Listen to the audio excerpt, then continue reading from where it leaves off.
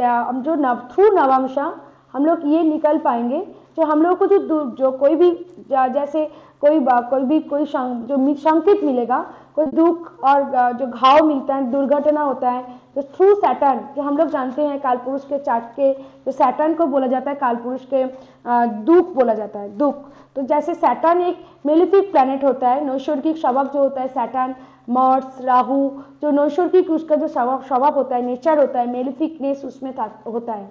कोई भी चार्ट पे अर्थात बर्थ, ये जो कैलकुलेशन है थ्रू बर्थ चार्ट हमरा निकल पाएंगे, जो कैसे कोई इंपॉर्टेंट ईयर जो उस ईयर में उसके लाइफ में कोई दुख, कोई कष्टकरी होता है, कोई भी बर्थ जो होता है ना, कोई भी उसके लाइफ में जैसे कष्टकरी कोई फल देने होता है, तो उसमें वो कैलकुलेशन हम लोग कर पाएंगे।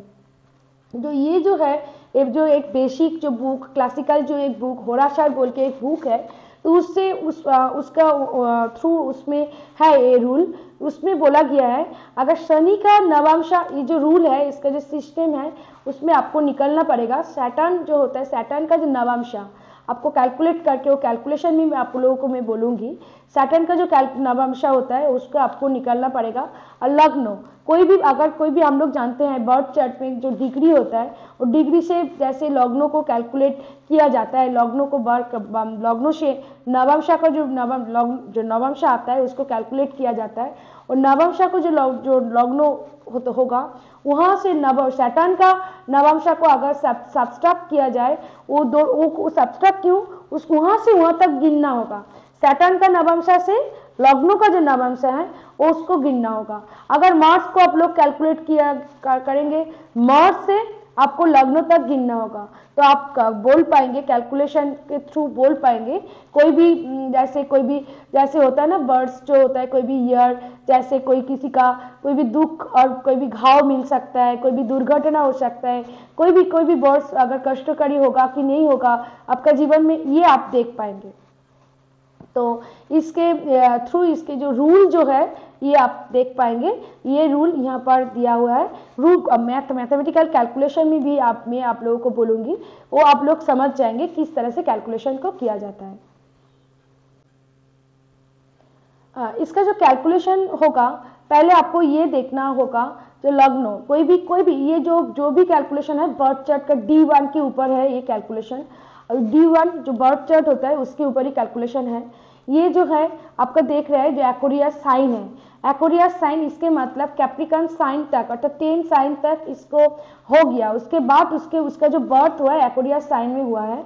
यार जो एसेंडेंट है वो 10 साइन फर्स्ट एक्वेरियस साइन में उसका बर्थ हुआ है 10 डिग्री एंड 23 मिनट। तो यहाँ पर जो 10 sine and 10 degree and 23 minute पहले आपको लग्नों का जो कैलकुलेशन, वो आपको लग्नों का जो नवांशा वो आपको बाहर करना होगा। वो बहुत ही इजी है, जितना साइन पास्ट हुआ है वो 10 साइन, जैसे कैप्रिकॉर्न साइन 10 है, साइन पास होकर उसका एक्वेरियस में बर्थ हुआ है, इसलिए 10 साइन हुआ है। इसलिए 10 जैसे 9 नवांशा होता है, एक राशि जैसे हम लोग जानते हैं कोई एक राशि 30 डिग्री करके होता है, उसके जो 9 टुकड़ा जो होता है नवांशा बोला जाता है। कोई एक राशि चक्र में, कोई जोडियाक का जो भू चक्र में जो राशि होता है 12 राशि होता है, 12 मल्टीप्लिकेशन अगर 9 हो तो उसमें 108 नवांशा आता है, ठीक है। उसके अंदर लग्नों का जो नवांशा है इसमें इस तरह से कैलकुलेट किया जाता है। तो 10 साइन पास्ट हुआ है इसलिए 10 मल्टीप्लिकेशन 9 इसीलिए इक्वल टू 90 नवांशा। उसके बाद 10 डिग्री एंड 23 मिनट उसका लग्नों का डिग्री है। तो 10 डिग्री आप लोग अगर देखेंगे, जो अगर ये इसको कैलकुलेशन करना चाहते हैं तो आप लोगों को जो नवांशा को जो डिग्री हो उसको भी याद करना पड़ेगा। यहाँ पर जो फर्स्ट नवांशा आप लोग जानते हैं 0 डिग्री से 30 डिग्री 20 मिनट तक फर्स्ट, सेकेंड जो होता है 30 डिग्री 20 मिनट से 6 डिग्री 40 मिनट तक, ये करके आप 30 डिग्री 20 मिनट प्लस करके ऐड करते करते आप लोग 9 नवांशा लिख लीजिए पहले।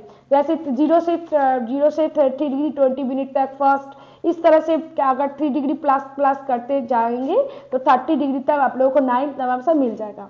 तो आप लोगों को देखना पड़ेगा जो 10 डिग्री एंड 23 मिनट लग्नों का जो डिग्री है वो कौन सा नवांशा में। पहले मैंने क्या किया कैप्रिकॉर्न तक उसका लग्न पास हो गया, साइन पास्ट हुआ है, उसके बाद एक्वेरियस में बर्थ हुआ, इसलिए 10 मल्टीप्लिकेशन 9 किया 90 किया, उसके बाद डिग्री में देख रही हूँ। उसका लग्नों का डिग्री है 10 degree and 23 minute. 10 degree and 23 minute जो है वो है 4th नवंशा में उसके बर्थ है। क्यों 10 डिग्री तक 3rd नवंशा, 4th नवंशा 10 डिग्री से 13 डिग्री 20 मिनट पर्यंत है। तो 13 डिग्री उसके 10 डिग्री एंड 23 जो नवंशा का जो डिग्री है वो 4th नवंशा में है। तो लग्नों का जो नवंशा हुआ 90 प्लस 4, उसके मतलब 94th नवंशा उसके लग्नों का निकला। उसके बाद सैटर्न का कैलकुलेट कीजिए। सैटर्न देखिए उसके लग्न में ही है और उसका जो डिग्री है 10, सैटर्न जो है वो भी 10 साइन पास किया है। उसका जो डिग्री मिनट जो है 6 मिनट है, इसीलिए क्या है ना यहाँ पर जो 6 जो है यहाँ पर 6 मिनट जो है आप लोग देख पा रहे हैं वो 1st नवंशा में ही है। तो 9 आपका उस 10 साइन मल्टीप्लीकेशन 90, तो उसका जो सैटर्न उसके साथ 1st जो नवंशा में 0 से 3 डिग्री 20 मिनट तक 1st नवंशा है, उसका सैटर्न का डिग्री 6 मिनट है, इसलिए 90 प्लस 1, इसके मतलब सैटर्न का जो नवंशा है 91st नवंशा है, 91st नवंशा है सैटर्न का। इसके बाद आप लोग क्या करेंगे, इसके बाद आप लोग लग्नों का जो नवंशा है 94th, उसके साथ 94 से 91 अगर माइनस करें, क्योंकि आप लोगों को काउंटिंग जो करना मैंने बोला था जो सैटर्न से लग्नों तक आपको आना पड़ेगा, उसका यही रूल है।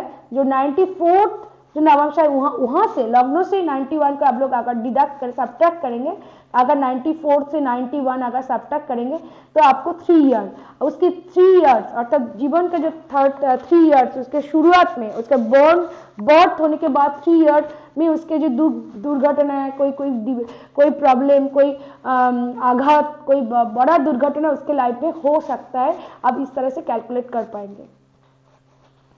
ঠিক আছে, আর বলতে হবে না তো, বুঝতে পেরেছেন তো আপনারা? ঠিক আছে, ওকে। আচ্ছা চন্দ্রনীল, আপনি আর ক্যালকুলেশন করেছেন কিছু? হ্যালো,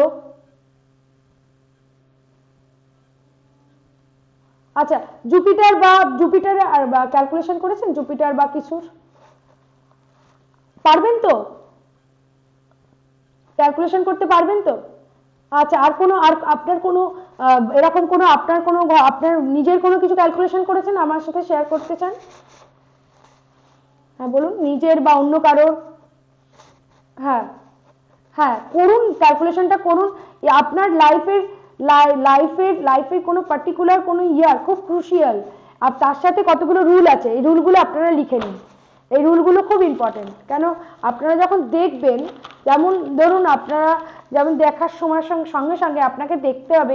আচ্ছা, আপনারা বলতে পারেন যে কোন সময়তে कब ये जो क्रूशियल टाइम आपके लाइफ में अगर आए तो कौन सा समय आपके क्रूशियल टाइम आपके लाइफ में अगर आए तो आपका कोई वो पीरियड इजीली निकल जाएगा, और कौन सा पीरियड अगर आपके लाइफ में आए जो आपका जीवन प्रॉब्लम में पड़ सकता है? बोल पाएंगे आप? কোন সময় আপনার জীবনে ক্রুশিয়াল এলে সেটা খুব ইজিলি বেরিয়ে যাবে, বাট कौन सा टाइम आपका जीवन में अगर आएगा वो आपको प्रॉब्लम में डालेगा?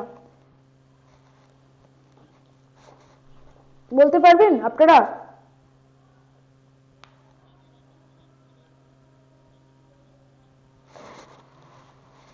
ধরুন আপনার এই যে যেমন এই যে আমি ক্যালকুলেশন করলাম 3 বছরে আসলো, ठीक है, 3rd ईयर एलो लाइफ में, अगर किसी का लाइफ में 3 इयर्स अगर किसी के लाइफ में अगर आए, उसके अगर 3 बছर में अगर 3 साल में कोई प्रॉब्लम आए तो उसके क्या है, उसके जीवन में इतना दिक्कत भरी नहीं होता है।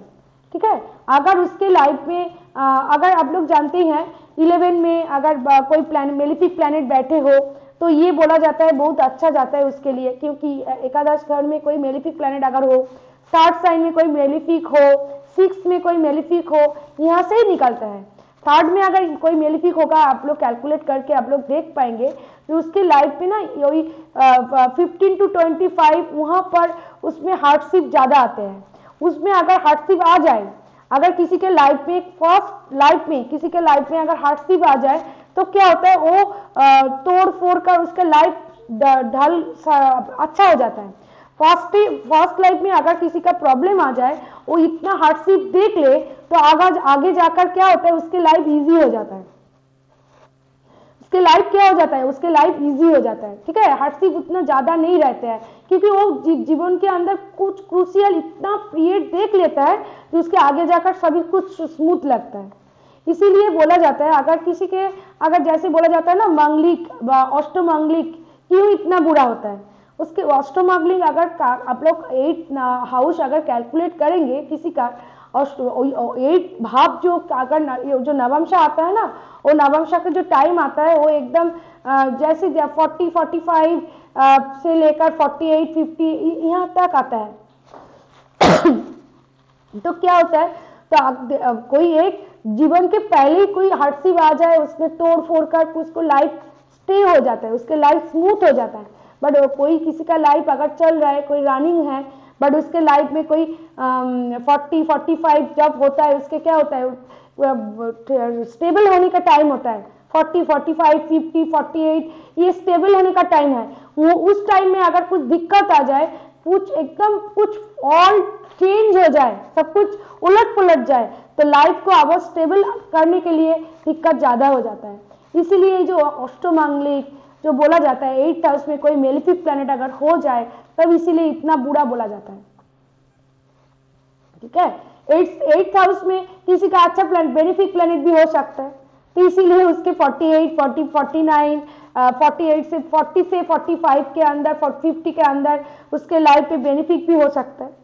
ठीक है, इसीलिए बोला जाता है कि 8th हाउस में अगर कोई मेलिफिक, ज्यादा मेलिफिक प्लैनेट अगर हो जाए, इससे आप लोग ये जो कैलकुलेशन ठीक से देखिए, समझिए, तो इसके बाद जो अगर कैलकुलेट करिए, इससे आप लोग समझ पाएंगे क्यों बोला जाता है कि 11th हाउस में अगर प्लैनेट हो तो अच्छा है। D1 की बात करें, मैं तो D1 से ही आप लोगों को कैलकुलेशन दिखाया हूँ, इसलिए बोला जाता है D1 में अगर 11 में 6 में 3rd में अगर ज्यादा प्लैनेट हो तो, मेलिफिक प्लैनेट हो तो अच्छा है, इसीलिए बोला जाता है। इसीलिए वो जो जीवन के जो बर्ड्स होता है ना, इससे ही कैलकुलेट होता है, तो इससे आप लोग कैलकुलेट कर पाएंगे, आगे जाकर समझ पाएंगे, तो इसमें आप लोग समझ पाएंगे किस किस तरह से। अगर किसी का 12th पे कोई मेलिफिक प्लैनेट बैठे रहे, तो 12th पे मेलिफिक प्लैनेट होने से आप लोग जैसे कैलकुलेट करेंगे, तो आप लोग देखेंगे 12th भाव में अगर कोई मेलिफिक प्लैनेट होगा, तो उसकी लाइफ में का 2-3 ईयर्स, 4th ईयर, 5 ईयर में उसके लाइफ में कोई प्रॉब्लम आया होगा, उसमें क्या होगा ना, उस टाइम क्या है, उसके जो उसका तो कोई उसके जो दिक्कत जो आएगा, उसके जो पिता माता के ऊपर ज्यादा आएगा, जो दिक्कत बड़ी जो टाइम होगा, दुख बड़ी जो टाइम होगा, दुर्घटना आएगा, क्योंकि वो जो 3-4 ये साल का जो बच्चा जो बेबी रहते हैं, उसके उतना कुछ स्ट्रगल उतना ज्यादा नहीं होता है, उसके पिता माता के ऊपर ज्यादा स्ट्रगल आता है। ठीक है, और एक चीज जो 4-5 रूल आप लोग है, जो आप लोगों को ये देखना पड़ेगा कि योग, अगर योग का मेलिफिक है, फंक्शनल मेलिफिक है, बट योग का रोग है, इससे आप क्या होगा, इससे आपको ये समझ पाएंगे, वो प्रॉब्लम देकर आपको अच्छा कर देगा, आपको प्रॉब्लम देगा और आपको बेनिफिक हो जाएगा।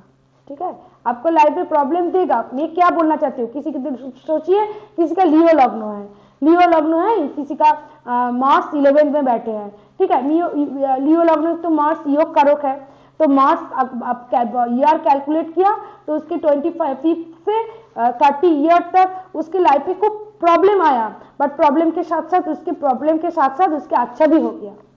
ठीक है, योग कारक प्लैनेट अगर हो तो फंक्शनल मेलिफिक भी हो तो उसमें अच्छा करेगा।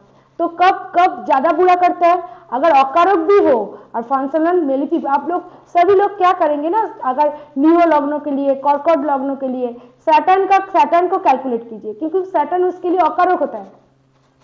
आप लोग जानते ही हैं, सैटर्न एक अकारक ग्रेड प्लैनेट होता है, उसके लाइफ में अकारक एक प्लैनेट होता है, उसके कैलकुलेट कीजिए, उसके डिग्री को कैलकुलेट कीजिए, तो आप उसको बोलिए, जरूर बोलिए कि आपके लाइफ में इस टाइप कोई दुर्घटना आए होगा हो सकते हैं। आपको दशा भी, उसके साथ महादशा MD/AD भी देखना पड़ेगा, महादशा और अंतर्दशा भी देखना पड़ेगा। महादशा अंतर्दशा को भी कैलकुलेट करके आप बोल पाएंगे कि उसके इतना ज्यादा दुख भरी कोई प्रॉब्लम हो सकता है, हो रहा है, इससे आपको बोल सकते हैं। বুঝতে পেরেছেন আমি কি বলতে চাই? সবার সবার সবার এভরিওয়ান, সবার, ঠিক আছে। না দুর্ঘটনা ধরুন নাই বা হলো, তার জীবনে অ্যাক্সিডেন্ট কেন, তার জীবনে ওইভাবে দেখছেন কেন স্যার, আপনি অন্যরকম জিনিসও তো হতে পারে। তার ধরুন চাকরি ওরিয়েন্টেড কোনো সমস্যা ক্রিয়েট হলো, অ্যাক্সিডেন্টই নয়, শুধু অ্যাক্সিডেন্ট নয়, দুঃখ আসতে পারে, হ্যাঁ, মৃত্যুতুল্য কষ্টও হতে পারে।